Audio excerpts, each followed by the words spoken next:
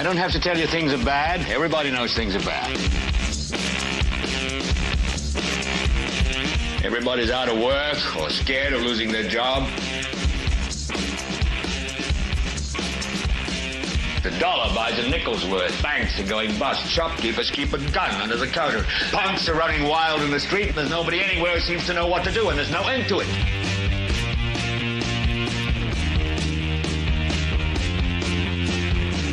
The air is unfit to breathe, and our food is unfit to eat. We sit watching our TVs while some local newscaster tells us that today we had 15 homicides and 63 violent crimes, as if that's the way it's supposed to be. We know things are bad, worse than bad. It's like everything everywhere is going crazy, so we don't go out anymore.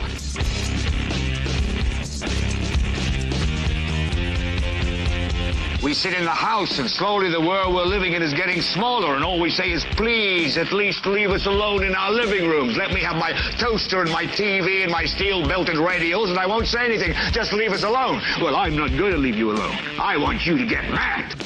I don't want you to protest. I don't want you to riot. I don't want you to write to your congressman because I wouldn't know what to tell you to write. I don't know what to do about the depression and the inflation and the Russians and the crime in the street. All I know is that first, you've got to get mad. You've got to say, I'm a human being. God damn it. My life has value. So, I want you to get up now. I want all of you to get up out of your chairs. I want you to get up right now and go to the window, open it, and stick your head out and yell, I'm as mad as hell, and I'm not going to take this anymore. Well, welcome, ladies and gentlemen, to another exciting episode of the Political Spotlight. I am your host, Kristopher H. Bilbrey, and producer Kate is with us, and we have an amazing program for you all once again. Hey, got a lot of feedback from last night's show. A lot of you really enjoyed last night's show. We got a lot of content in, and Tom, the gentleman from 24 Site News, we've started the process of making contact, which means he calls me, I'm busy. I call him, he's busy. He texts me, I'm busy. I text him, he's busy. He calls me, I miss it. I call him, he misses it. But sometime in the next couple of days, we will communicate, and I think that's going to be interesting. I think that's probably going to be an interesting collaboration. Would love to have him on. Would love to be able to communicate with him and get him set up to have him come on it sometime. Maybe have him come on it periodically during this ordeal with the lieutenant governor and his association with the Peter Nells and everything that's going on there. So stay tuned for that. That'll be interesting. Also, talked to another person who did not go live on the show, was not commenting, but someone else who was watching the show and then commented to me privately and said that we need to communicate and maybe partner up and do some things. So it'll be interesting. Still have a really big surprise coming for everybody. It's going to be a big thing coming towards the end of January into the 1st of February. So that's going to be exciting to see what happens. And we will, we'll continue keeping you guys posted on that. And there will be things that I'm going to ask you guys for a little bit of your help on, help deciding some things. And so it's going to be really cool. We've still got that coming. I did not forget that, and that's still coming. That'll be in February. So, all right, without further ado, ladies and gentlemen, are you talking about 2015 or are you talking about talking about 2005? Because I can't remember. I guess I don't recall the 15 or the 2005 ice storm that we had here was absolutely insane. 2005. That's what that's what I thought you meant. I was on duty that night, and we parking the car as the ice came in, and I was just literally talking to my grandparents about this within the last couple days. You could hear the power lines snapping, and just doing their thing. You could hear the trees falling. It was very, very, very wild. Hopefully none of us have to go through that. Hopefully they're wrong. They're wrong so much of the time. I'm hoping that they're wrong here. I don't know what's going to happen. Obviously, they're still kind of all over the place. So, our prayers for, it would be cool to get a little bit of a storm where we were like stuck in for a day, but then I want it to go away and don't want to mess with it. So, yeah, dude, people without power, I'm telling you, it was so insane. We were also, my ex-wife and I, we were without power for, it was like over a week. It was like 8 or 9, 10 days, because of how we connected to the pole by the place where like the bigger pole connected. It was absolutely ridiculous. And I tell you, it was by like day 6 or 7 of that, you just didn't feel real anymore. We were like bouncing around living with people. It was so crazy. All right. Our prayers will go to him, Glenda, and hopefully that everything will be good there and he'll be safe and everything will be good. All right. So, ladies and gentlemen, we have a pretty good show for you this evening. I will answer to K-Mama ask if we're still doing the other show. I assume that you mean the show with Rachel, the Bilbrey and Clark show. We are. That's not gone anywhere. We've not done anything with it for 1,000 years. Rachel is going through it. Things have changed at work, and she's got some personal stuff going on. We are talking. Rachel and I talk frequently. We're pretty good friends. But she's just not had a lot of time, and there's things there, and we are going to talk about it. And that's going to be something that is always going to be a secondary to this show. I mean, this show's my main show and my main concern. And if or when we have time to get that in, we're going to do it.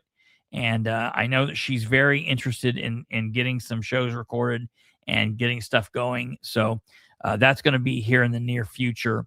And it will also be affected by the big thing that's going to be a surprise coming up here in February. So we'll keep you guys posted. But yes, that's still a thing. It's just it's on the back burner for right now.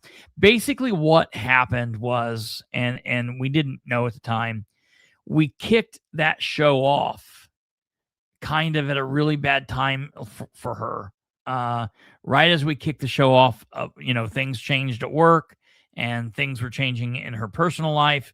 And so it was it was a really bad time, honestly. We didn't know that until after the fact, but it is what it is. So we will get back to it, and it will be there.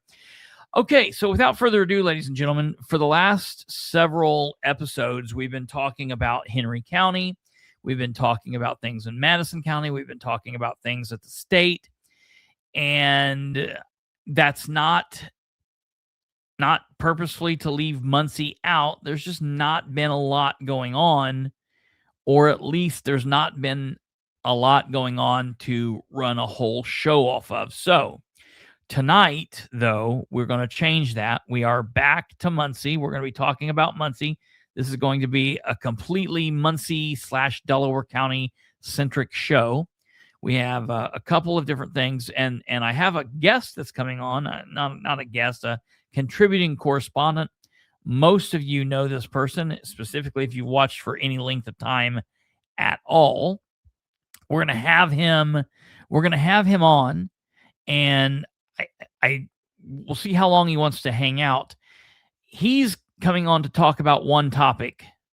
I have two other topics that I'm going to be discussing, and I would like him, if he's able to stay and talk about these other topics, I would like his input on these. So without further ado, ladies and gentlemen, we are going to be bringing up and on to the program for the first time in a long time, none other than Muncie City Councilor's 10th councilman. It's the contributing correspondent from Muncie, Audie Barber. You have a problem if no one else can help, and if you can find them, maybe you can hire the A-Team. You're an idiot. I love it. You like that? He came on with his own theme song. I There was you gonna. go, the A-Team, the Audie team. What's up? I love it. I love it. Can I you love hear it. me I love okay? it. Say again. Can you hear me okay? Oh yeah, yeah. Any Yeah. echo? Nope, no. Okay, good. You were good before the show. I don't know why anything would be crazy after. Well, who knows? Yeah, Technology, you know how that works. that's true. I've seen you That's freeze definitely up. true.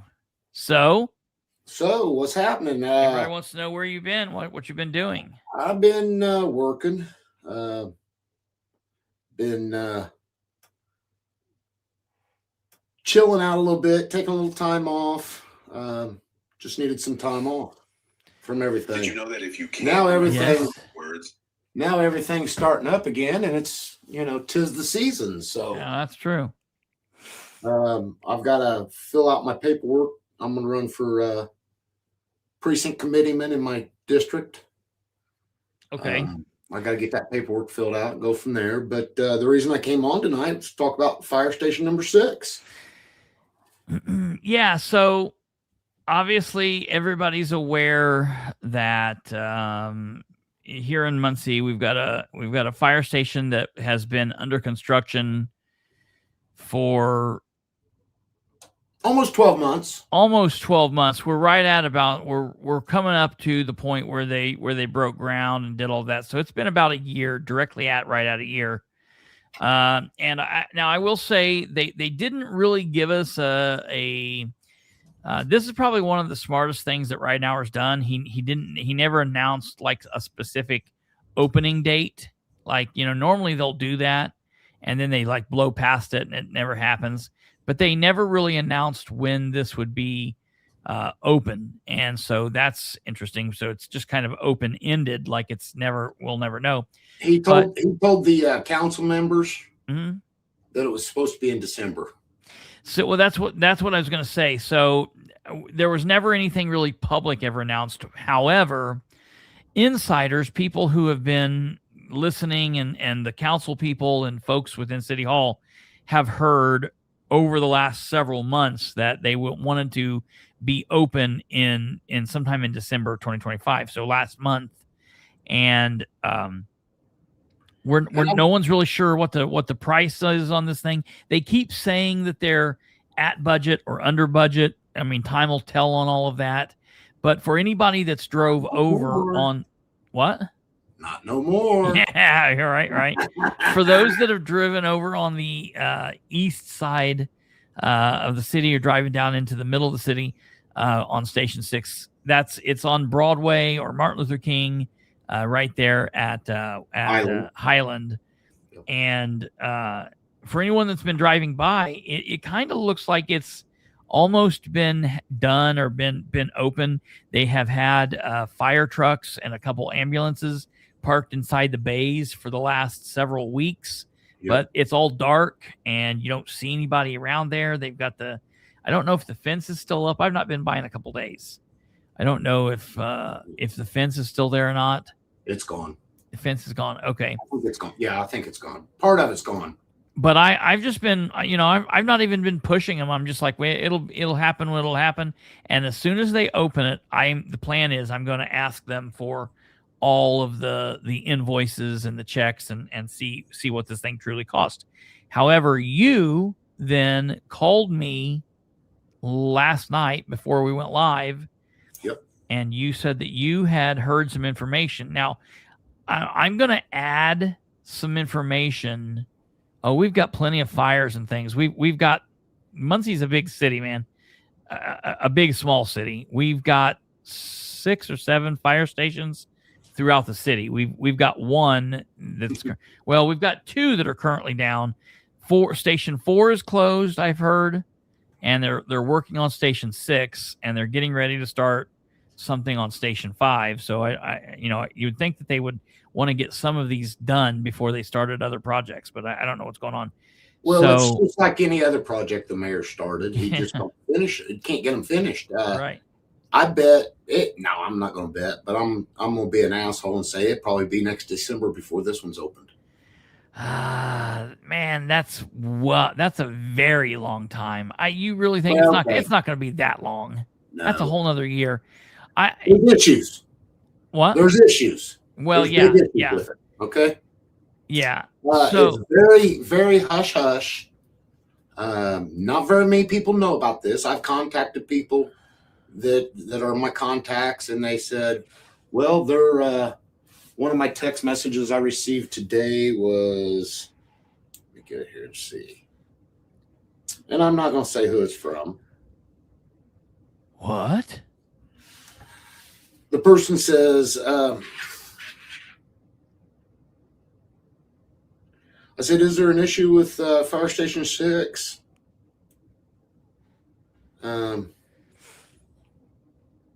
They say, I understand. I just haven't heard that.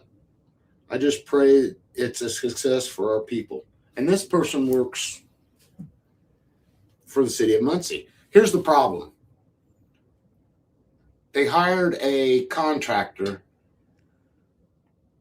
GM. They hired that guy from GM because GM Development, which is Greg Martz.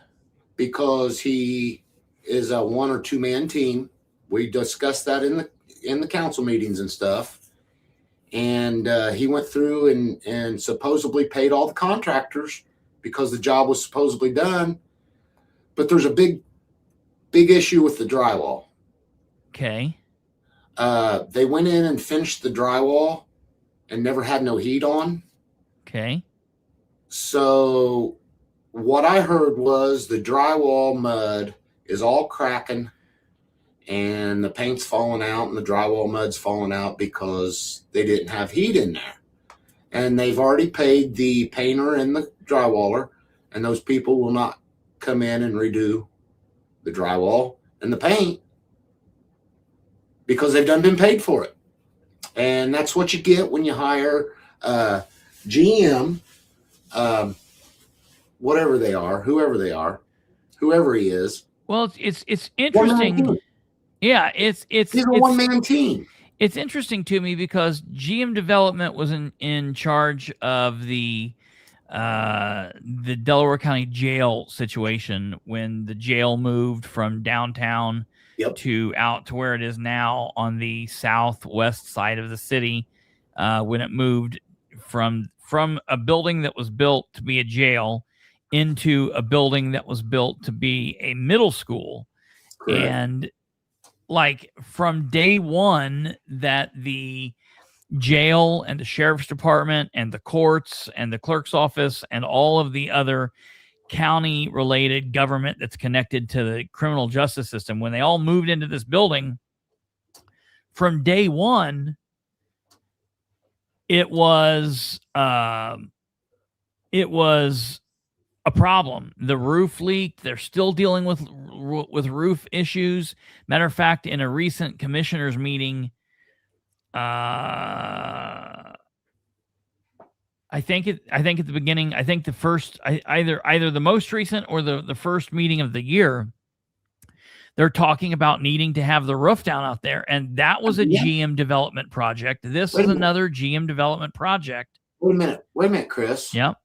A year after they moved into it, they put a new roof on it 2 years ago. Yep. Mm-hmm. And they used James King's. Some kind of relative nonsense. Brother. Yep. To put the roof on. They put a new roof on it. Mm-hmm. But they put it on in the winter months. And that's what happens when you put a roof on in the winter months. It doesn't heat up enough. It was cold out there them nights they was putting that roof on till dark and way past dark.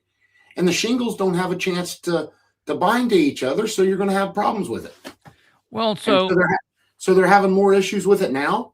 Yeah. They're getting ready to put in fix the roof again. That roof's 2 years old. Yeah. What Well, the and hell? before that, it was like it was a brand new building. So I mean, a brand new constructed building. They had worked on the building had been there for a while, but they had went in to make it ready for the jail. It's just crazy what's going on with this GM development.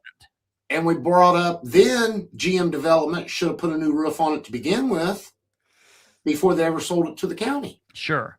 Well, and so knowing these problems with the jail that were faced, the county was faced with, when there was a real big push for GM development to do this construction project for what seemed like an astronomical amount of money, they were pushing for him, and you and myself and a couple of other people were really saying, hey, GM development's probably not the best person for this. Nope.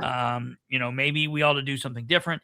Maybe we shouldn't do the build, operate, transfer. Maybe we should bid this out like a regular job and see what's going on there. But that didn't happen. And now here we are. This project is not finished. Now I'm going to say, and I got to put this disclaimer out there. I have not heard any of this information like Audie's telling. This is coming directly from Audie, from sources that Audie's talked to. Since Audie called me, I'll tell you where I am with this. I have been attempting to reach out to sources that would know, sources that have talked to me for years, and sources that would absolutely know. And I'll tell you what I'm hearing. What I'm hearing from people is essentially they are saying the only people that go into Station 6 is the chief and the deputy chief and the mayor, if he wants to go or needs to be or whatever. But as far as people from the fire department that are going, they are saying that they only let people in if they have the golden ticket. If you got a golden ticket, you get into Station 6. And if you're one of the in people, if you're one of the in crowd on the fire department, if you're on the turn that they are all fans of, fire departments here in Muncie, they go by turns, turn 1, turn 2, turn 3, and that's how their shifts are. And one of the shifts is valued more than the others because whatever nonsense bullshit reason, that's what the chiefs do. Because that's where they came from. So they value those people more than the other turns. But if you're part of the in team, you're eligible to get into the information and know what's going on. And those people aren't talking. But as far as everybody else, they are locking everybody else out. And they're saying, you've got to have a golden ticket. And they're kind of making a game of it. Like if people want to get in, they're kind of making fun saying, you don't possess the golden ticket, you're not getting in. Yep. And so that's rather interesting. But I think that they're also trying to lock down information. They're trying to make sure that this information doesn't get out. Well, guess what? We've got it now. What's that? And we got the information now, and I bet they've got all the windows all blindfolded and covered up and peek in it. I talked to 4 councilmen, or I texted 4 councilmen last night. I talked to one on the phone. I tried to get a hold of Jerry Dishman. That guy wouldn't call me back. He usually called me back until he swapped parties. I didn't even try to get a hold of Brandon because he used to be a Democrat. Yeah, because he don't even know what the hell's going on half the time anyhow, let alone anything going on day by day. I talked to Sarah Gallion, texted her last night. And she says, how reliable is your source? And I said, it's pretty reliable. I talked to Harold Mason on the phone. He's supposed to be looking into it. Here's what they need to do. They just need to go. They need to go.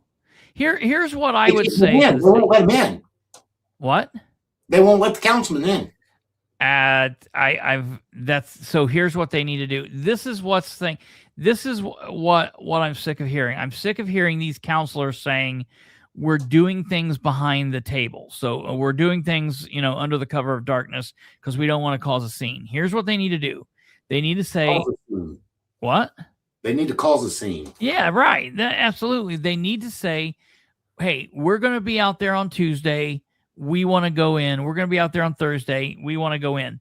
And when the fire chief or the mayor or someone tells them no, they then need to make that, they need to go live. They need to say, hey, I'm not being allowed in. As a city councilor, I'm being told I cannot go into this building. Specifically speaking, I mean, all of the council members, but specifically Harold Mason, because it's his district, and the 3 at-large people. And Billy Mack. I didn't call Billy Mack. I talked to Mason. I talked to Sarah. When I say talk, I mean text and talk. I texted Nora, but she never responded. I tried to call Jerry Dishman, but it was a little later than what I wanted to call Billy Mack. So I'm going to get a hold of him tomorrow. I may get a hold of him and Harold, and we may just drive over there and see what's going on. Sure. Yeah. Let's take that's fair. It's a city property. So absolutely. I want to see what's going on in there. Well, and so this is the deal. Here's the thing. So this is breaking news. There's only about a handful of people that know about this. So in my opinion, right here. Well, yeah. So in my opinion, they need to prove this wrong.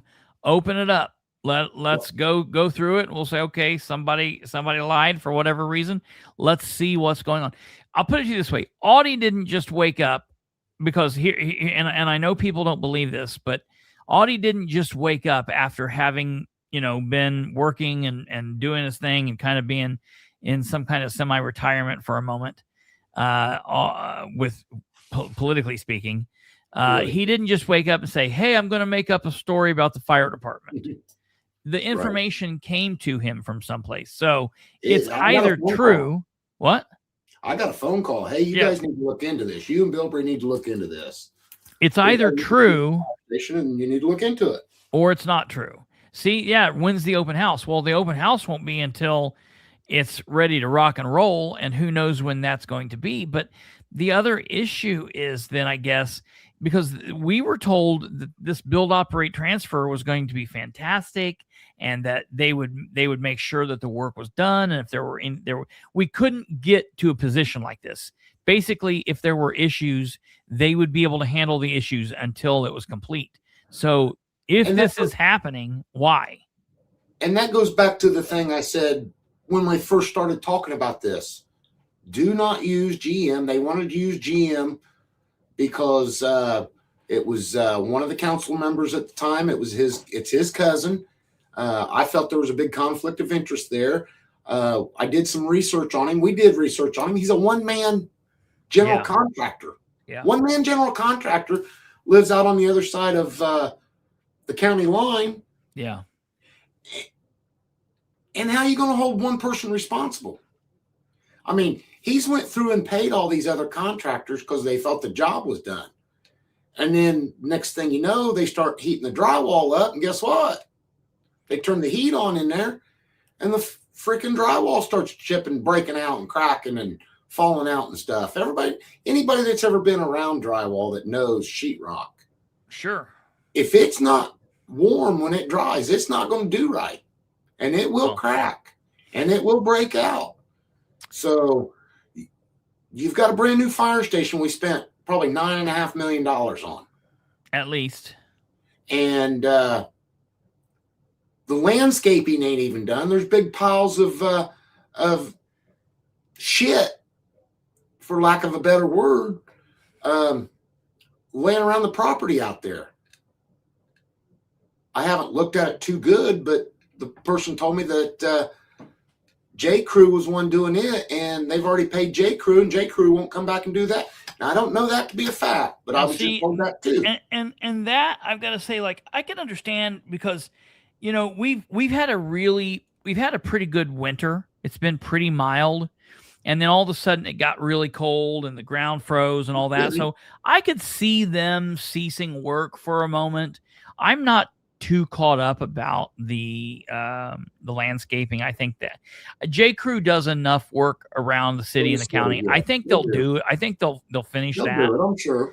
But the issue with the drywall and inside and all of that is something that needs to be dealt with. And I want to say, Kate said everybody needs to remember that GM Development lost the big job for the solar field. Remember, because it was like they were trying to get this guy a city contract of some kind. They were trying to jam him in to do that city solar field at the old Chevy plant. And that fell through. And so then they're like, well, what? Didn't one of his partner's wife call you and say, oh, yeah, that was a really weird deal. Yeah. Like they were getting ready to lose their house and they were counting on this and it needed to be done. And Ridenour told them it was a done deal. And it was so weird whatever was going on there. So then that goes back to the way they're wanting to change their meeting. Because if we wouldn't have gone up there and been able to talk about that, that would have went through. Yeah. And, it was killed. It was killed on the table because it brought to introduction and everybody talked about it. And next thing you know, it wasn't introduced. Yeah. That was very strange. Yeah. Yeah. So then Alva says, with this being a bot project and not turned over to the city, can you actually have access? Well, that's an interesting thought process. I will tell you that the city, I know that the mayor and other city officials have toured the facility a couple of different times. I know that money has went to GM Development, that he's been getting paid all this time. And in my opinion, if city tax dollars have went to this, if there have been any money that's changed hands from the city to Greg Martz, then the city councilors absolutely have a right to say they want access, and they should be given access to verify what's going on. Okay, they don't want me walking through. I get it. They don't want Audie walking. I have a problem with that. I'll sign a waiver. I'll put a hard hat on. I'll do what you need me to do. I'll show up with steel toes on. Whatever you need me to do, let's rock and roll. Heavy equipment. Yeah, that's right. A drywall falling on my head. Yeah, right. So we'll do whatever goes on with that. But at least they should allow the counselors to go through, and this needs to be verified. Look. This is either true or it's not true. And if it's not true, I'll come back on tomorrow night and say, hey, look, I was wrong. Right. Prove this wrong. If this is not, and if it's not wrong and this is happening, but it's not an issue because we can get it fixed. First of all, because what I was under the impression on is if something like this happened, they would have to fix it with no further cost to us. Okay. Can you see this right here? Yes, I can see it. Yeah, to Dan. The council needs to see if all the sheetrock needs redone. That's not a small bill. Yeah. No, it's not. Yeah, right. Not only that, you got to paint it again too. And I didn't hear this, but I'm going to assume that if the drywall mud's doing that, and if they painted it without no heat in there, and that paint dries in the cold, and it gets heated up, it's going to shrink and it's going to crack up too. So I'm thinking that's what's going on too. Hold on, stand by. Can you tell me if the paint and drywall at Station 6 is messed up? Can I see Station 6 tomorrow?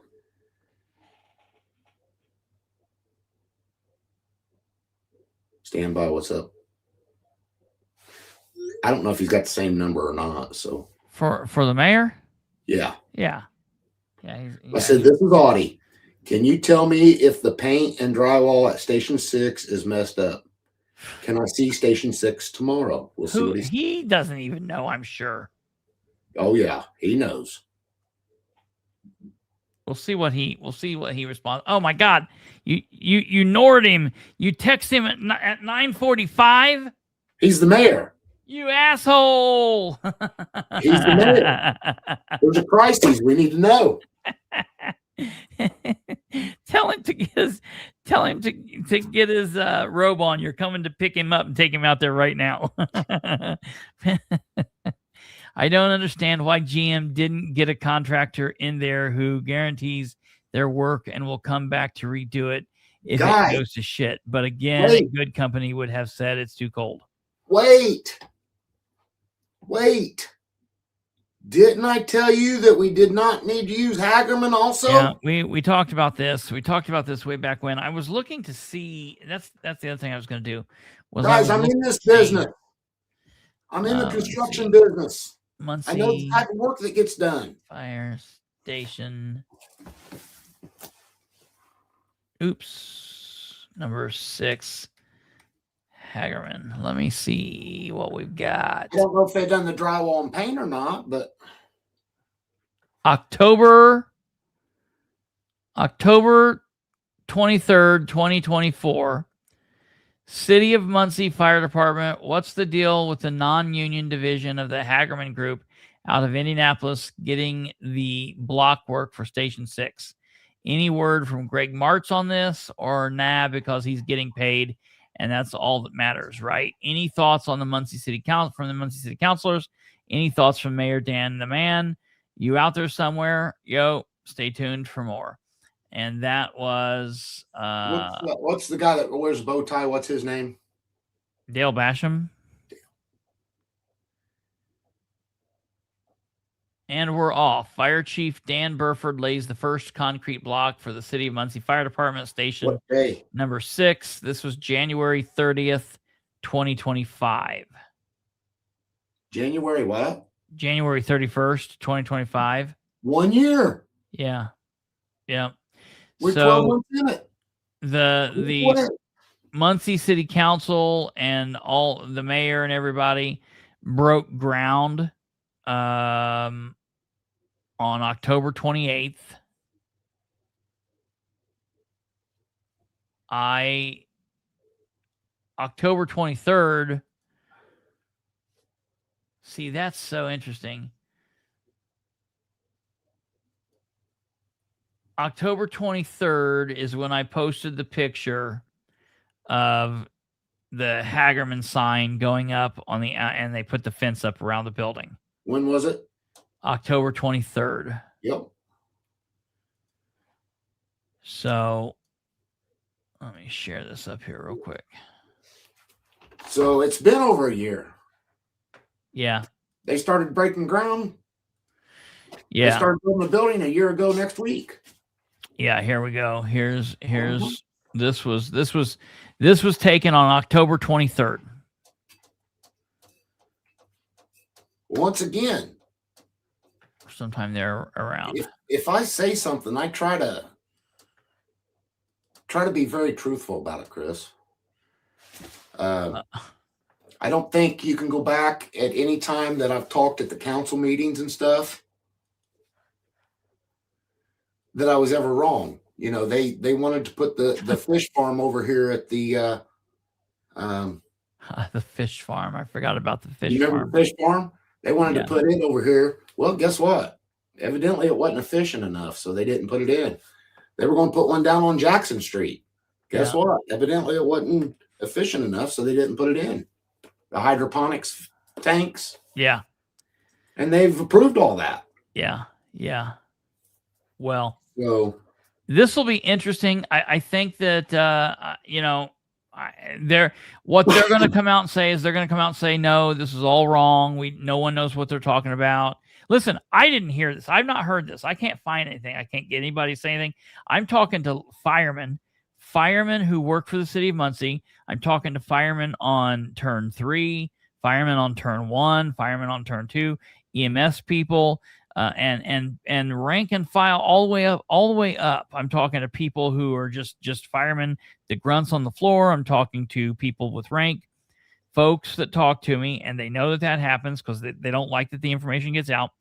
And I'm not being able to get anything out of these guys because they're all being locked out and kept out unless they have this golden ticket. And if they've got this golden ticket, then they're not part of the groups that's going to be telling us things. So that's what happens. So I've not been able to verify any of this, but they could put this to bed very easily. Let me in tomorrow. Go through and let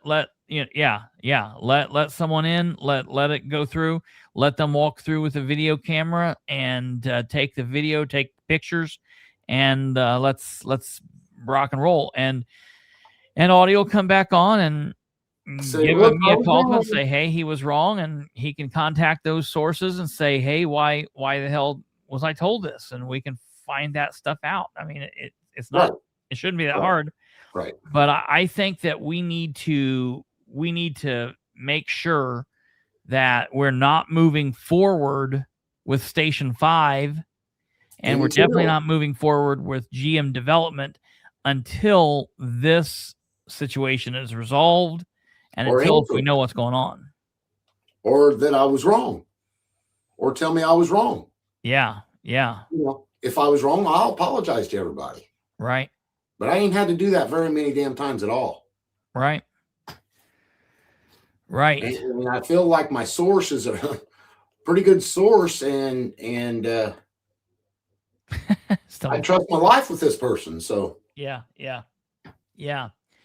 Well, that's that'll be interesting. Right out there tonight. Flashlight before they get over the window. I bet they got blinds and curtains on all the windows. I bet you can't see in the damn thing. I'll go out there. I'll take a look and see. I don't want to go out there tonight. I can take a look out and go see, but I do think they have shit in the windows. I'm pretty certain that's something they've already got up. I mean, I could go out there and we can do a live remote. So we'll have to follow what goes on with this. We'll keep following up what's going on, and if this is wrong information, we will say it's wrong. If it's not, we'll continue saying it's right. And listen, I'm going to say this. Even if they come back and say, no, we're not going to allow Audie, we're not going to allow Bilbrey to go out there. Okay, whatever.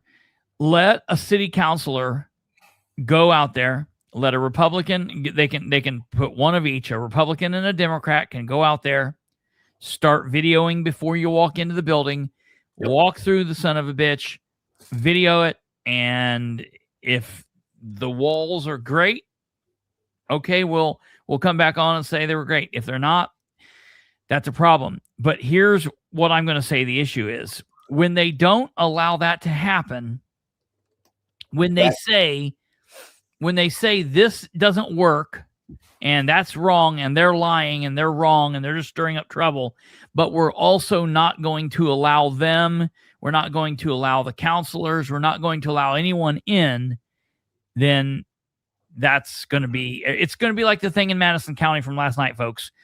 I'm asking for records to see if they paid the lady from Madison County, and instead of saying, no, we didn't pay the lady, they're saying, no, we're not going to show you the records. Well, that lets me know if they didn't pay her, they would say, look, there's nothing here, Right. But to say, no, we're not going to let you see them, it's the same thing as this. And I guarantee you that they say, no one can walk through. We're not going to do that. That's not going to happen. Go by on a work day with a pizza and say you're a delivery driver. Yeah. I'll walk right up there tomorrow morning. Yeah. That's not a problem. I mean, I don't want to do it in the dark because I don't want somebody calling the police and me having to explain I'm here to look to see if the drywall's bad or not. Yeah.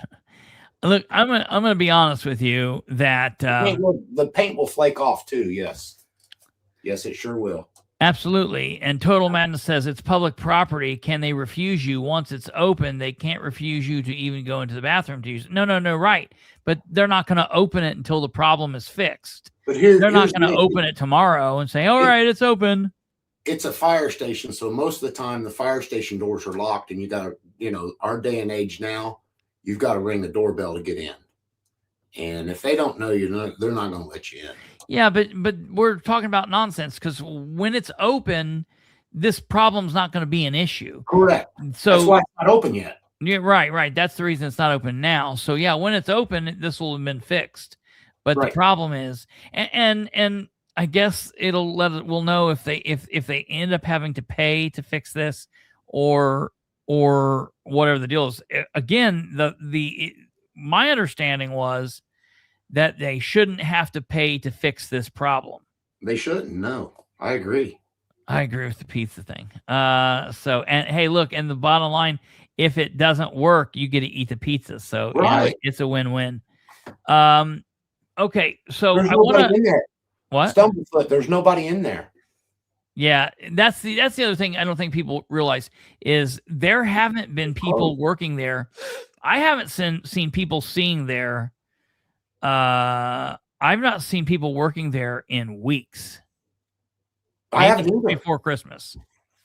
I come in from Fort Wayne and I drive that way once a week. I don't see nobody there. Huh. That's interesting. But I'll be out there tomorrow. I'm off tomorrow, so. So I want to move on, and I want to ask you one more thing. Yeah, go ahead. I'm working on a multi-billion-dollar project right now, so people need to understand that I know what's going on with this stuff. And I'm when I get up at the council meeting and say you shouldn't use these people or use these people or use these people, there's a reason, because it's I go all over the state. I go from Fort Wayne to Albion to all the way down to almost to Bloomington. And I see this stuff all the time. And when you're in this business, the construction business, the heavy equipment, you know, usually I'll go in and put the drain pipes and the water lines and stuff like that in. And you hear the stories, oh, this company here is doing this, and this company here ain't worth a shit, and you don't want to get involved with this company, or so on and so forth. So when people that know what's going on tell you guys this, you guys need to come out in droves and stop it. Because here we've got a building that we got $9 or $10 million in that's going to be a problem. Yeah. From here on out. Unless they go in and gut it and rip all the drywall out. Yeah. Yeah. And you're looking at another 3 months. Another 3 months before they open it. If the case is that the drywall's bad and the mud's bad, they'll have to go in there and pay somebody to clean all that shit up, pull all that stuff out, and start completely over. They'll have to gut it. Sure. Absolutely. It's not the drywall contractor's problem. He did as was instructed. Who said that? Alva. I don't specifically know whose fault it is. I blame it on Dan. I think it's Dan's fault. I think it's Dan's fault, and I think it's GM. Oh, absolutely. Sure. Yeah. It's his fault. Yeah. He is a one-man crew. He knows nothing about the business, and he hires whoever he can to get in there and get it done cheap. He's the one that hired them. Yeah. They go in there and get it done cheap, and this is what you end up with. If you don't pay the union wage, you get what you pay for. Yes, absolutely. I mean, that's because the union would stand behind it. The union companies will stand behind it. Yeah. If not, they've got bonds and stuff. Maybe it's time to revoke these people's bond. Did they even have a bond when they was doing the work on the job? They got to be bonded and insured to do the jobs. Yeah. Pull their bond, cash their bond in, and get it fixed. Yeah. Uh-oh. Did we get a response? Not from the mayor.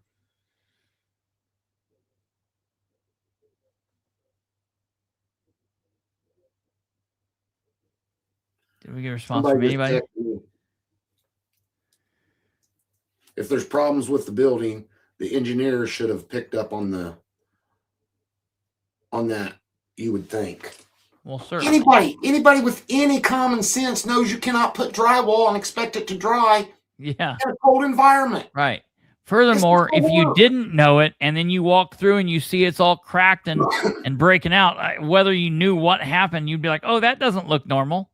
Right. So, it seems like you should be able to know there's a problem here. Hey, and there's a problem here. And rumor has it they've paid the drywaller and they've paid the painters. And they're not coming back. Do we know who the drywaller is? No clue. No, I'm going to find out tomorrow. Okay. I was pretty busy today. Like I said, I'm working on a big data center up north. So a big data center. You're looking at 13 buildings. It's going to be a mini campus. Great. Hey, Google it. Yeah, right. I'm just not going to tell you where I'm working. Yeah, right. Google it. Okay, so I want to ask you a couple of other questions because I think that you would have some input on this. So I didn't talk about this last night. Okay. And I should have, because I'm really disappointed. I guess I'm disappointed in myself that having the holiday on Monday threw me off. When that happens, I'm always a day off. I didn't realize that last night was Tuesday. Right. And so because I didn't realize that last night was Tuesday, I didn't realize that the January meeting of the Parks Board met last night, which I was very disappointed about. And so I didn't go. I wanted to go to that park board meeting, but after the show got over, I tuned into the park board meeting, and we're not going to watch all of this. I'm just going to play a couple little parts here, but I want to remind everybody that I want to take everybody real quick through the timeline. So during the November park board meeting, they met on Tuesday, November 18th. And at that park board meeting, there's 5 people on the park board. 3 of those members spoke up, guaranteeing the people, the citizens, that there was going to be no action taken on the Prairie Creek things, that no one was going to be asked to move. They were going to take care of things. People had time, and anyone that had been asked to leave could file for a review. And more than likely, if they were willing to go through that process, that would be able to be reversed, and everything was going to be fine. That was November 18th. And then less than 12 hours later, on Wednesday, November 19th, Ridenhour had a press conference. I was there, where he announced they were doing away with seasonal camping on the North Shore. The South Shore.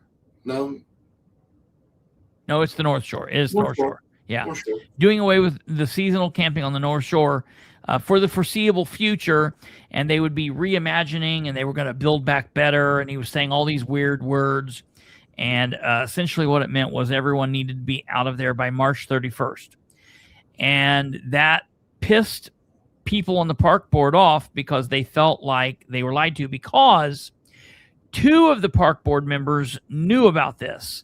So 5 park board members, you got 3 over here and 2 over here. 2 of them were part of the meeting on Monday when Dan found out that this was happening, and he was saying that this was going to happen, and he allowed them to go to the park board and set up there quietly and not say anything, making the 3 other park board members look like idiots. Yep. And saying all of this. Okay, so then they did this. Well, then during the park board meeting in December, when they went, one of those park board members that was made to look dumb, he was upset, and he explained as much. And so on Tuesday, December 16th, he said, I want to extend the time for them to leave by 30 days. And the 5 park board members voted on it. Carl Carl Malone stood up and protested it. He didn't want it to happen. He got real nasty and talking about not wanting to do it in front of these people here, talking about the citizens there. And I stood up and really gave it to him and went off on them a little bit. And then the very next day, Wednesday the 17th, the day after that park board member, Mayor Ridenhour penned a letter to Jim Lutton that he didn't get until Friday the 19th, telling him, thank you for your service. We're going another direction. You're not needed next year. And so he removed Jim Lutton from the board because Lutton was the person who made that motion. Well, when I tuned in to the park board meeting, I was absolutely blown away when I saw who. Have you seen this or heard? Do you know who took it? You Nope. don't know who took Jim Lutton's spot? Nope. You want to take a guess? Who's a Democrat that would be wild for Dan to put on the park board in that spot? Nora? No. Wild for Dan. Let me think about Wild, just absolutely crazy that he would do this. Well, You it know wasn't who it me. is. What? It wasn't me. No. Obviously. You know who it is. Is it Andrew? No. Jeff? Ashley Wright. No way. Yeah. And let me explain to bullshit, everybody why this is crazy. Because she worked for him. Okay, so this is what's nuts. So Ashley Wright used to work out at Prairie Creek under Dustin. She was like the second in command under Dustin. Wow. She left working out there. She went to work in the private sector. She Hey, went to work. Chris, Yeah. I'm going to go remote. There is a big, large fire. Yes, there is. It's not a big deal. It's a brush fire behind the thing. Oh, is it? Yeah, behind the Star Press, the old Star Press building. Okay. Never mind that. It's blah. It looks like it's at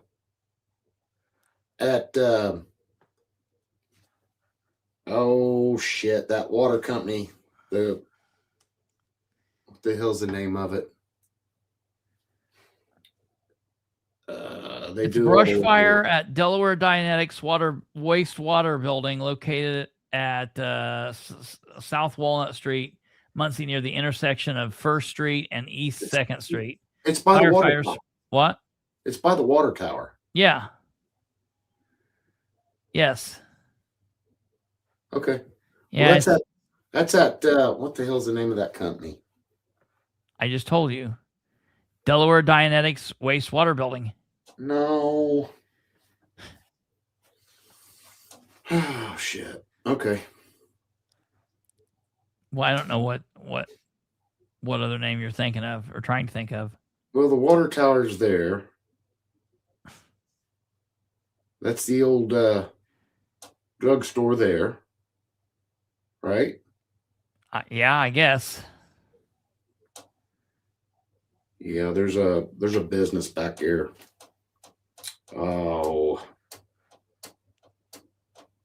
You know we're live, right? yeah. Go ahead. I'm sorry. Okay. Audie saw a squirrel. What? I thought it was a building on fire. So It is, but I don't know that it's that. What does that mean? well, I thought you said it was brush fire. That's what they said. It was some kind of brush fire that led up to this building. Okay. They called in and they said a business. No, excuse me. It says they put it up as a brush fire is reported at the Delaware Dianetics wastewater building located at 801 South Walnut Street in Muncie, near the intersection of East 1st Street and East 2nd Street. Firefighters from Engine 3 are responding to the scene. Please avoid the area if possible. You got a picture of it? No. Okay, let's go back. Oh, yeah. There's a little bit of, yeah. That's not a large fire. I mean, it's a fire, but it's not a large fire. It's maybe a medium fire. Okay, you're not getting Right there, look. Yeah, that's a pretty good sized fire. Okay. Anyway, we was talking about the mayor, Ashley Wright. Okay, yeah. So Ashley Wright worked out at Prairie Creek. Yep. Then she quit working for the city and went to work for the hotel.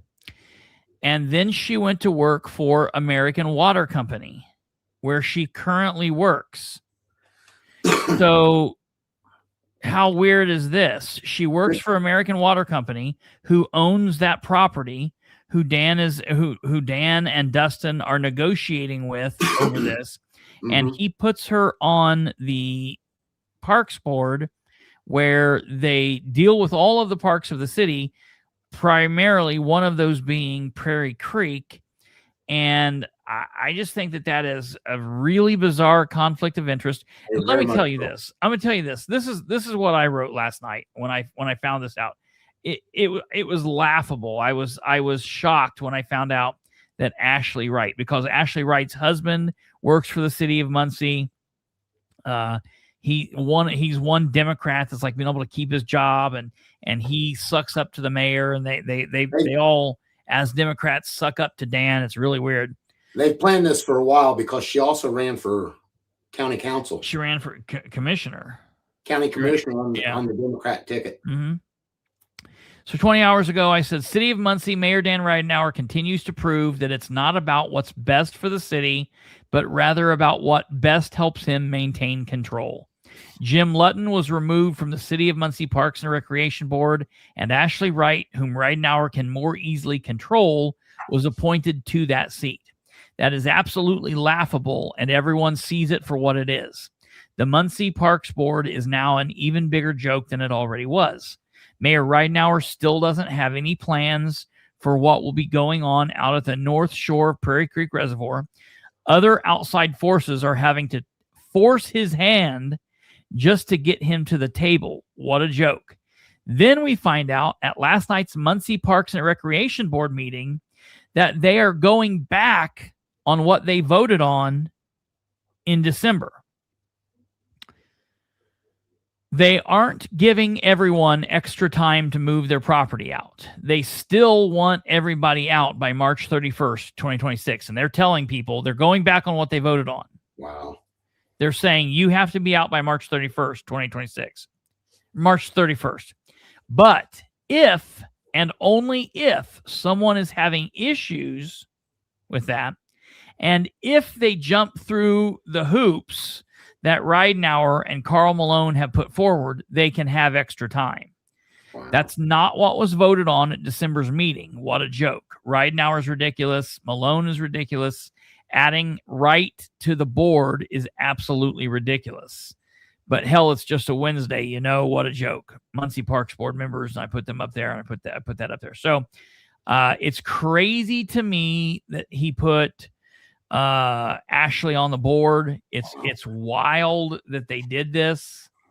And I just, if somebody would have asked me to guess who he put on, I would have never. Back when I found out Jim Lutton was being pulled off, I said to a couple of people, I said, wouldn't it be funny if they put Ashley Wright on the board? Like it was a joke. Like I was joking. Yeah. Joke's on you. Yeah, right. No. So I want everyone to hear this just for a second.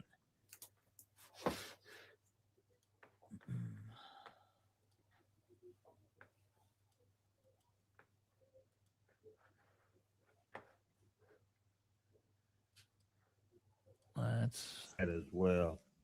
And then the tennis courts. Pull this up here. 6 months. Them that know the kids. And we're just hoping that turn out to be a good partnership.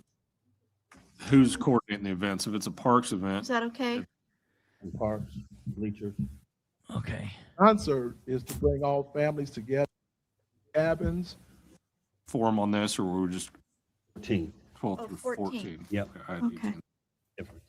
Now we have a program department, so we can Continues to work with the water company Here we go. and the property out there and what the vision is moving forward. I did have a meeting this week with them that I was a part of. Mark also joined us there, wearing two hats, as a board member and as the legal team. Another positive meeting, a lot of progress there. They want to support us, want to continue to work with us on how we vision and build out the Prairie Creek. One of the things that we discussed a little bit was regarding the docks, and they are comfortable at this time allowing us to reopen the lottery. Would actually even encourage and support that choice there to help our revenue stream. I know as a board we voted to suspend the lottery 4 or 5 months ago. So if we want to discuss that and reopen the lottery, we expect some attrition through normal, and we also expect some attrition through the closing of the campground. We assume some of those campers will not renew docks. So we're talking about the dock leases? Just the dock leases, Okay. correct. Yes. No change in the campground. That initiative is already been presented. Yep. So this would only be lottery for the docks. So they talked about the lottery for the docks. Historically, there's been a mixed reporting structure. I guess still being conceptualized what that exactly looks like, but we'll probably head down a path where there's a Prairie Creek lead person. I don't know what the terminology will be for that, but they will report to the board, essentially kind of skip in. So they'll be adjacent to Carl in that regard, reporting to the board. So they're going to hire somebody else. Calling for the manager? Yeah, how many people do they need to work this job? That's the The thing. main update. They've all hollered and moaned and groaned, said the Prairie Creek pays for itself. All the revenue we bring in. Well, guess what? You just kicked all the campers out. Oh yeah, They can it's fuck the gonna revenue. yeah, it's gonna be bad for them with this. You haven't been mowing the damn place. Yeah. Well, then this happens. Prairie Creek, still some other discussions going on out there with some vacancies. It's hard. The daily operations continue, working on some of their winter maintenance, working on the dock removals. The dock leases, I believe all of them are out, and start seeing those come in. Reminder, those are due March 31st. Any discussion from the board regarding the dock lottery? Brandon, I think probably it would be good to reinstate the lottery. I think we have to be careful not to create any expectations because we don't know how many vacancies we have. But the lottery would allow us to be ready, depending upon what attrition we have and Okay, what great. openings are there. So I think maybe the public would feel good about the fact that we're able to. On this. So, Here's the thing. If they've still got docks in out there, they're destroyed. What about our extension? yes, good. Listen. Thank you for calling that out as well. Here we go. Before I shift to that, do we want to, I guess I would entertain a motion to reinstate the dock lottery for 26. So moved? Second. All in favor signify by saying aye. Aye. Aye. Opposed, same sign. Great. Okay, here we And go. as we fill positions out there, we'll work on the details of the lottery. It'll be This similar is to what's what we've big. done in the past. So stay tuned for those. The other one that was on our list from last month, we did approve an extension of the winter storage, and that went to the legal team to draft up to see what that would look like to protect ourselves, and also provide that extension for the leaseholders. I've got a document here that I just received this morning, so I'll share with the rest of the board. The only significant change I would say is that the legal team did ask that we change the date from May 4th back to April 30th. So what that does is that lines up with a 30-day notice for that. So it covers the 30-day extension instead of a 34-day extension is the only recommendation from the legal team. That would be something like we talked about last month that the campsites that it's relevant to have to actively engage with. It's not an automatic extension. The lease itself is still till the March 31st. If they need the extension to April 30th. No, that is not what they voted on. And people can go back and listen. They brought that up to Jim Lutton, and Jim Lutton said no, he wanted across the board. So I think what they're doing here, going back on this, first of all, they're like, oh, it needed the 30-day. It doesn't matter. Put the date in there. It doesn't make sense doing it to a Thursday. It makes sense going to the end of the week. And that just so happened to be taking it to May 3rd or May 4th or whatever. It doesn't matter what that is. That's stupid. They could put that in there and that wouldn't be a problem. But now the fact that they're going back and they're saying, no, it's not a 30-day extension for everybody across the board. It's you need to be out of here by March 31st. And if you can't do it, then you got to come up here and we don't know what that's going to look like. You got to get paperwork. You got to fill something out. You got to jump through a bunch of hoops. And I think that's bullshit because they're basically going back on something they voted on. Chris, here's the thing. Those are leased year to year. Mm-hmm. I'm not 100% sure, but I think if them people go past the March 31st deadline, they've got to take them to court to get them out of there. Well, no, I mean, so basically they're saying that the leases are up. The leases are already up. The lease ended last year, but there's people in there that have paid for winter storage. Right. And so what would happen is their new leases would begin the day after. It would begin on April 1st. Right. Okay. So, but they're saying the people that have paid for winter storage, they have until March 31st to get their shit out. So that's a legal standing thing. So then what they're saying is, because there are people who are older and doing other things, and they're saying, look, it's winter time. You're asking us to go out there and imagine we get this snow that they're talking about next week. Okay. The snow and the ice, and it's cold and whatever. And then imagine the week after that, when all that shit melts and it's muddier than crap out there. Yep. And we got people tromping through that, tearing the yards up, doing all that crap. They're saying it would be better if we could get a little further into spring. If you guys don't have plans out there to start doing construction out there on April 1st, give us another 30 days. So it might be easier for us to get the shit out without it being so cold, without it being so muddy, which makes sense to me.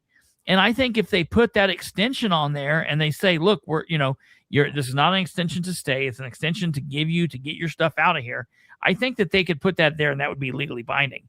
But I think what they're doing here is bullshit. But listen to what the attorney said, 30-day notice. Yeah, because what they still have to give them 30 days. And if they still don't have their property out of there, it's just like a lease. I mean, sure, but don't have your property out of there, then they've got to take you to court. But it's not a lease. You're not understanding. They don't have a lease. The lease is up last year. Yeah, but they got a lease to lease that property for the winter. Well, I don't know that it's a lease. They're paying for winter storage.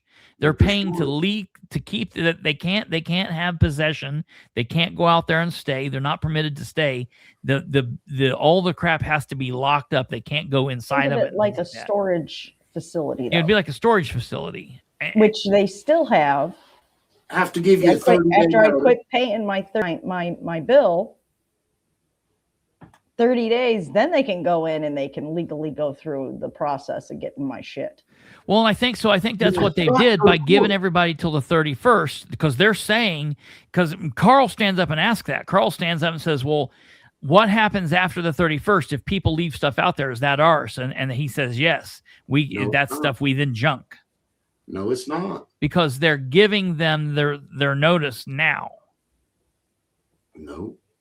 So I'm just telling you what they said. I'm just telling you what they said. Legal counsel before they start moving people's stuff. Well, the guy right here is the city attorney. Okay. The guy that's talking right now is the city attorney. Now that doesn't mean he knows shit. I'm just saying he's the guy. He's wearing like two hats when he's in this position, which I think is also kind of weird. What? I still think if they go past their timeline, they still got to give them a notice, legal notice. And then if they still don't have it moved, who goes past the timeline? The people that have the stuff out there. That don't become property of the park to do with what they want.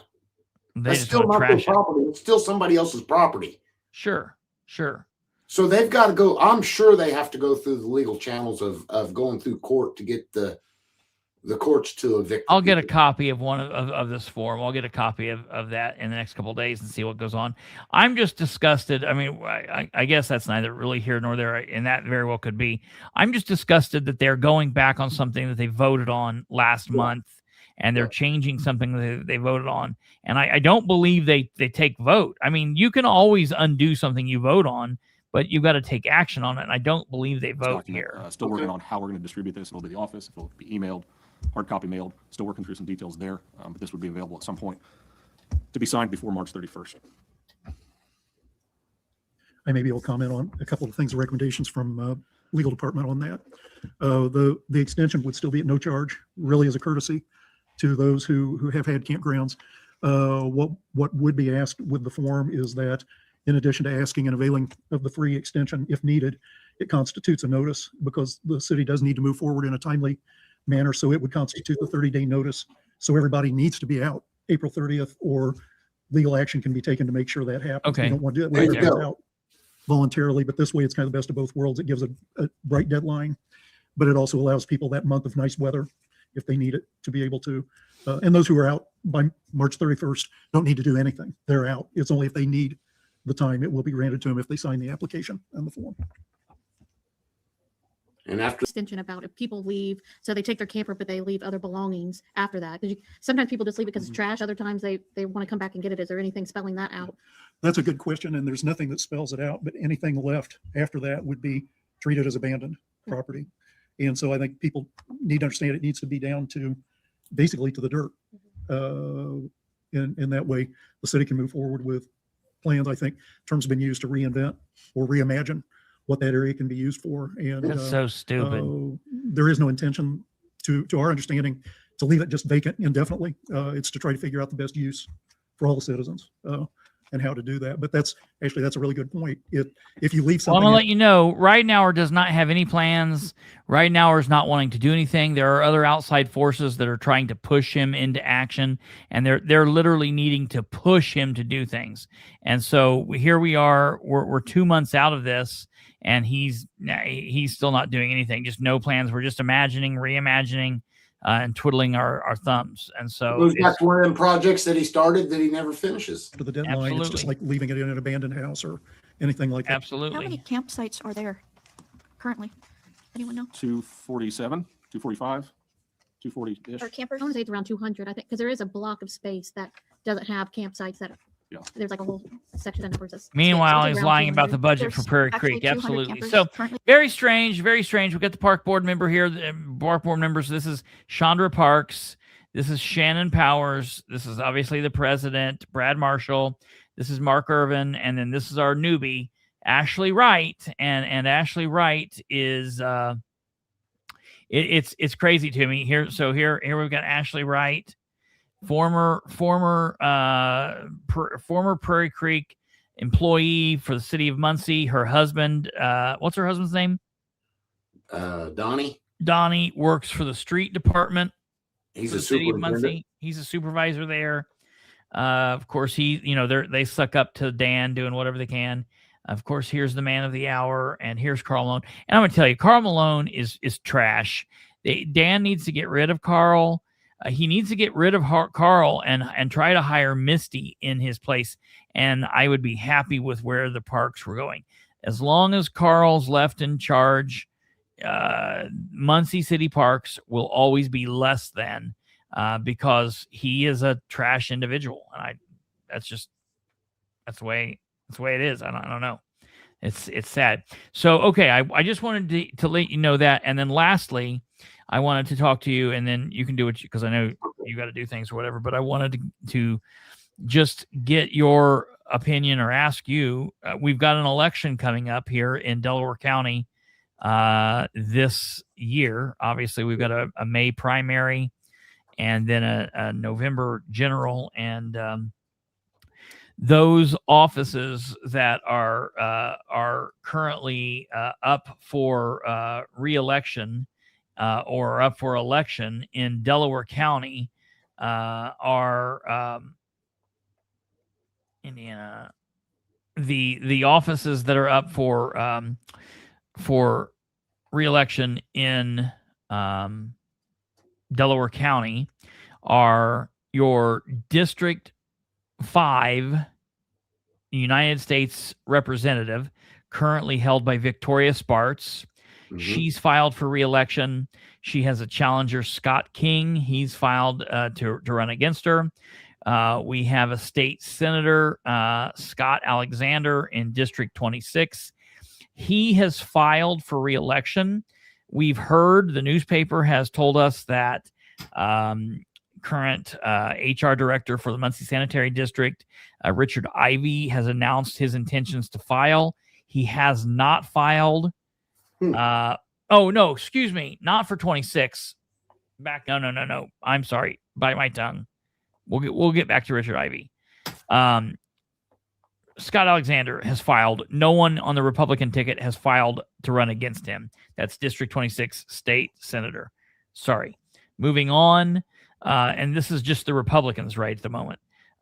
We have state representative of District 33, District 34, District 35, J.D. Prescott in 33. No one has filed to run against him. In District 34, we've got Randall McAllister and Richard Ivey for District 34. And then in District 35 is Elizabeth Roway. No one's filed to run against her yet. Then we come down to the Delaware County Circuit Court judge. For Delaware County Circuit Court 4, we've got Zach Craig. And for Circuit Court 5, we have Benjamin Freeman. And then for the Delaware County Prosecutor's Office, we have Eric Hoffman, who's filed to run. For the Clerk's Office, we have Sharon McShirley. Running for re-election to his auditor's seat is Ed Carroll, no re-election. Running for Recorder's Office is current Assessor James Carr, looking to flip offices out of the Assessor's Office and into the Recorder's Office. The County Sheriff is Jeff Stanley. The County Coroner is Gavin Green, running for re-election. County Assessor is a showdown between Sherry Chafin, the wife of Muncie fireman. What's that guy's name? Jason Chafin? Yeah. And Adam Colvolt. That's going to be an interesting run. County Commissioner, we have Don Chambers and Matt Kantz for District 3. County Council, we have William Hughes running for District 2. Tony Skinner running for District 3. And Jim Mokel running for District 4. Running for Township Trustee, Hamilton Township is Ralph Flowers. Liberty Township is Brian Dudley. Monroe Township is Leonard Reese. And Niles Township is Peggy Evans. Township Board Trustee, Monroe Township is Robin Elaine Carter. Niles Township is Linda Burcham. And then for Town Treasurer in Yorktown is Lance Turner. Town Council members for Albany is Steve Hall so far. And Yorktown at large is Carolyn Gant and Brian Smith. And then there's a bunch of delegates that have filed. And, of course, I am one of those that filed for delegates. So let me see. What do we got going on here? Christopher Bilbrey, Daniel Castle, Freeman, Hanauer, Ivy, Kantz, Wisely. Oh, it's going to be a showdown. All right. Okay. Then that brings us to the Democrats. And running against Victoria Sparks, well, in the primary, running against each other, but for Victoria Sparks' seat for the U.S. Representative District 5, wow, the Democrats are really stacking it up. Todd Shelton, Jackson Franklin, J.D. Ford, and Stephen Avett. Okay, so that's 1, 2, 3, 4 names. Running as a Democrat for Alexander's seat is Andrew Dale, the current chairman of the Democrat Party. Did you know that? Yes. Okay. Running for state representative of District 33 is John Bartlett. I am a personal committeeman. That's what I thought. I thought you were. District 34 is Sarah Gullion. District 35 is Phil Gift. Anybody that wants to talk bad about any of these people, you're more than welcome to. Still. Either side. What? Either side. Yeah, right. That's kind of a running joke. We had somebody that was talking bad about Phil Gift, and people got their feelings hurt, whatever. Circuit Court Judge number 5, Marisol Driscoll. District 4, it's amazing she's not filed yet. That is current City Court Judge Amanda Dunnick, but I'm assuming she will file. For the Delaware County Sheriff is Democrat David Williams. For the County Commissioner of District 3 is Ken Mace. That's going to be an interesting run. County Council member District 4 for County Council is Michael Dural. Township Trustee Center and Salem is Marilyn K. Walker running for re-election. Jesse Landers for Salem. I thought she was giving it up this time. I thought she was. She sent me a thing saying she's doing it one more time. You know how that goes. That's well, right. She's still on the Democrat ticket. Yeah, right. That's right. Let's go. Bilbrey for delegate. Good King job, Kay. delegate. What? I said, good job, Kay Walker. Yeah. I like Kay. Center Township board member Mike Miller, town council member Albany John Blankenbaker. I wonder if I know who that is. That's interesting. Okay. Convention. Oh, then there's some convention delegate people. And is anybody running against Brian Dudley in Liberty Town? Not yet. Nope. He's been trustee out there for 30 years. What is your precinct? What's the number of your precinct? 15, isn't it? I think so. So you don't have any. You need a file. I'm going up there tomorrow. You got to remind me. Okay, I will. You don't have anyone running against you yet. So no, the one that ran against me last time was Garrett. Nope. Who was it? No. Foreman. David Foreman. Oh yeah. I'll keep them to myself. Yeah. So is that the one? Listen, I just know this. I know that I'm a little kid. I'm in karate, and I took Japanese style taekwondo from Ron White at the PAL Club. Love Ron White. Mr. White, always badass. He watches from time to time. And then at some point I switched and I went to Foreman's karate. And all I know is Foreman, I'm just going to say this, and I'm not going to make any inference. I'll let you guys draw your own inference. Foreman was a construction worker and a karate instructor. And every now and then we would get a phone call late at night, and he would say, "Hey, I'm working on a project, and I'm having a problem with one of my construction tools. If you could give me $200, we'll say advance on your son's karate tuition." Yep. And 11 o'clock at 12 o'clock. Yeah, right. I was like, what kind of construction in the morning, Dad? And you got to remember, back then this shit wasn't open. No place was open to go get a tool. Yeah, right. I don't know what was going on there, but I had some suspicions. So needless to say, as I got older and went into my career in law enforcement, I figured I was like, oh, that's interesting. I love David Foreman. I can't believe he's still alive, honestly. So, and that's amazing. Right. Whatever. Anyways, all the power, and yeah, I hope he's living a good life. So yeah, that's it. So I guess my question to you is, have you heard anything? Any more Democrats running for anything interesting? Anything going on? No, we've got a precinct committeeman meeting Saturday morning. Like I said, last year when I walked away for a year, I walked away from everything. So his wife called me and was like, "Has anybody seen Audie?" And I'm like, "No, he just walked away." Just walked away. And a couple months ago, I made a joke at the council meeting. I guess I shouldn't have. I have not been sick. Yeah, you idiot.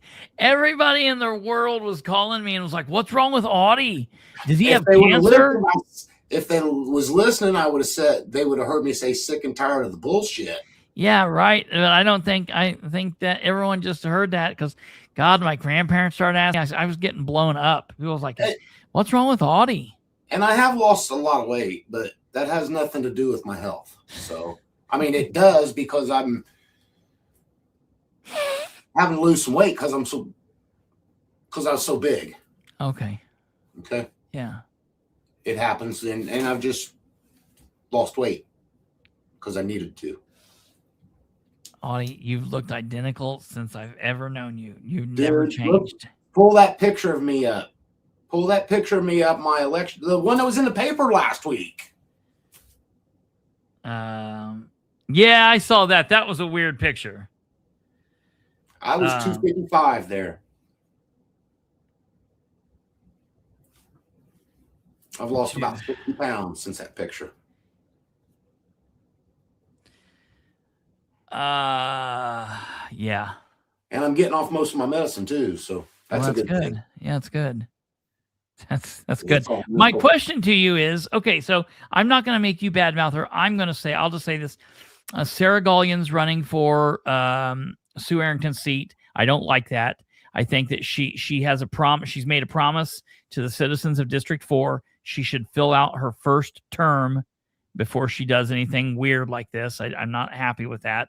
Well, you said that about a lot of people. You said that. Like the fact that I think when you make if somebody runs for an office and they've 10 years and then in the middle they run for something else, whatever. But if you're running as a first-time candidate and you're saying, I want to be your candidate on District 4 City Council, and I want to be there, and you do that, and then in the middle of your first term, you say, okay, well, I want to be something else now. So I will never vote for somebody like that, because you're not fulfilling your promise. It's so weird.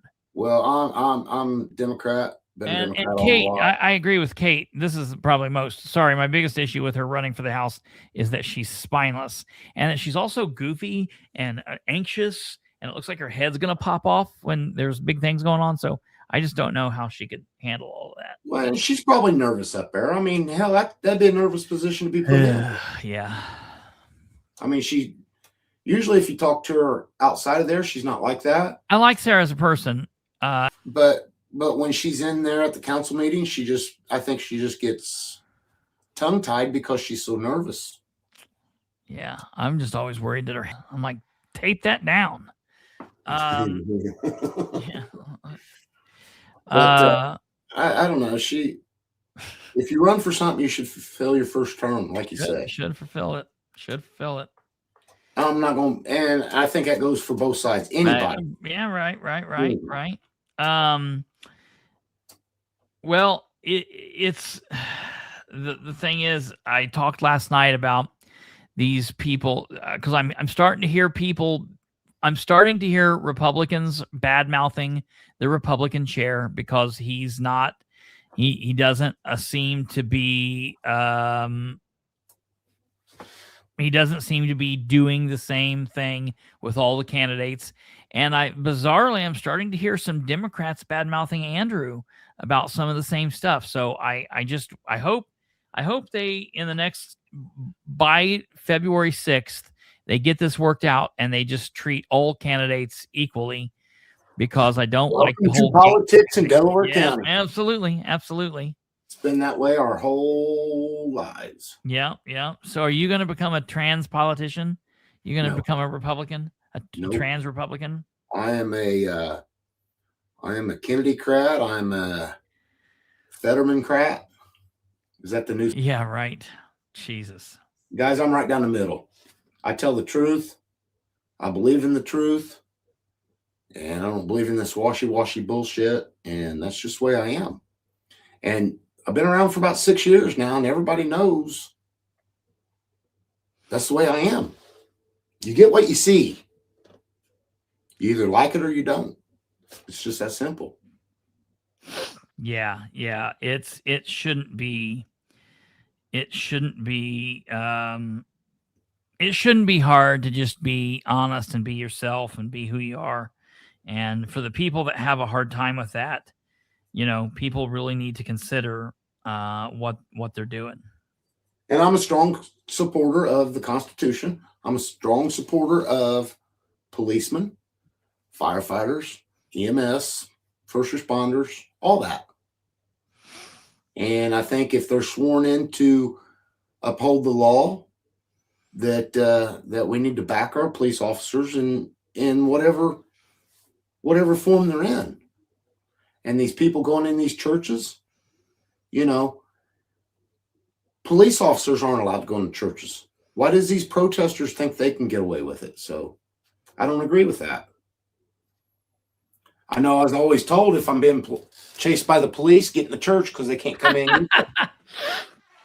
If you're a fleeing felon, I don't know. I'm coming to get you, but we'll deal with the rest later. Right? Yeah, right. Anything else? Do you have anything else? No, Chris, like I said, I just want everybody to know that I'm going to dig. Tomorrow's Thursday. I got Thursday and Friday to dig into it, and I'm going to find out. I'm going to get some answers in the morning. Well, listen, I'm putting it out here.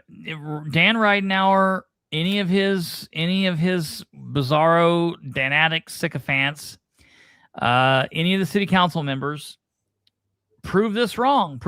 Fire chief Dan, deputy fire chief Dan, deputy mayor Dan, mayor Dan, all the Dans. If this is not true, invite Audie, invite myself, allow a Republican and allow a Democrat counselor to walk through and video and prove that this is not true. And he'll come right on here and he'll eat his words, and will apologize for putting it forward, and we'll do it. And but here's the thing. Anytime I've ever asked Dan a question, if he knows I've got him, he won't respond. Mm-hmm. He hasn't responded. Well, I have heard that he goes to bed at like 8 o'clock. It doesn't matter. So, well, if he's asleep, Well, he's I'll not gonna find out respond, but he'll respond in the morning. Yeah, right. So let us know. I'll keep people posted. We'll see what goes on, and we'll. But I hope to have answers tomorrow to pass on to you, and maybe I can come on again tomorrow night if people are tired of seeing me twice in a row. So that's all right. Go ahead and continue your show. I got some things I got to go do. And all right, sir. I'll talk to you tomorrow, bud. Yep. Thank you, buddy. Yep. Have a good one. Yep, bye.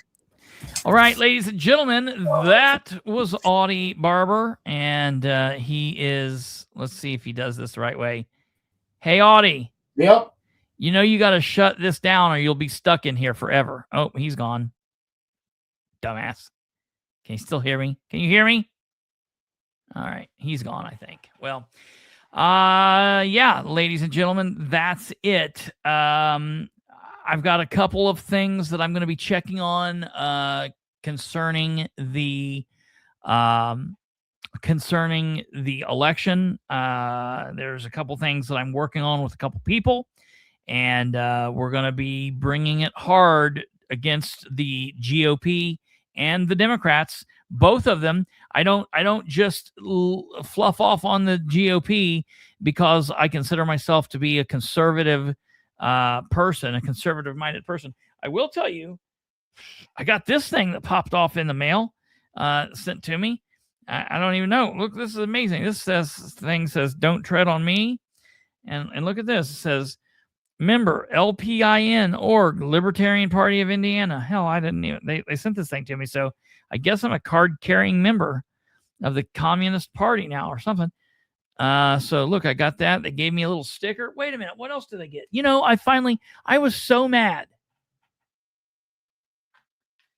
For as long as I've been giving money to the Libertarian Party of the state of Indiana, they never, ever, ever sent me a little lapel pin. And I'm big on the lapel pins. You know, here I was connected with city government, Muncie city government, and working for city of Muncie, and I never got a lapel pin. And it took me years to get my lapel pin for the city of Muncie. And where is that son of a bitch?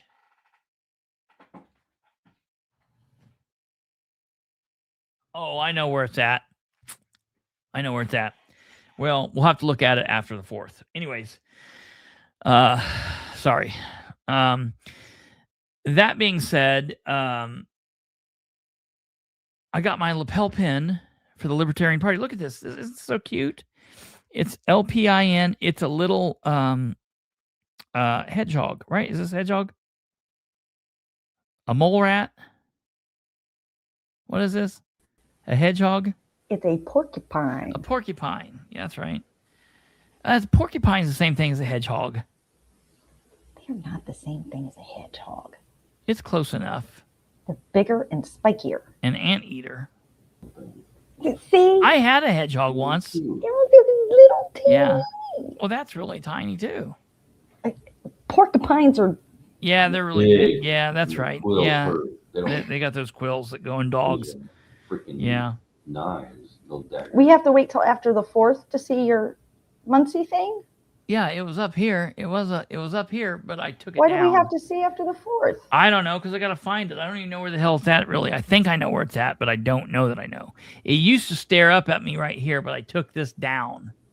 And so we'll have to see. I don't know. We'll find it. But, yeah, I'll keep you guys posted on after the 4th. But the I also porcupine is cute. Yeah. Oh, yeah. Yeah. Yeah. I finally got that.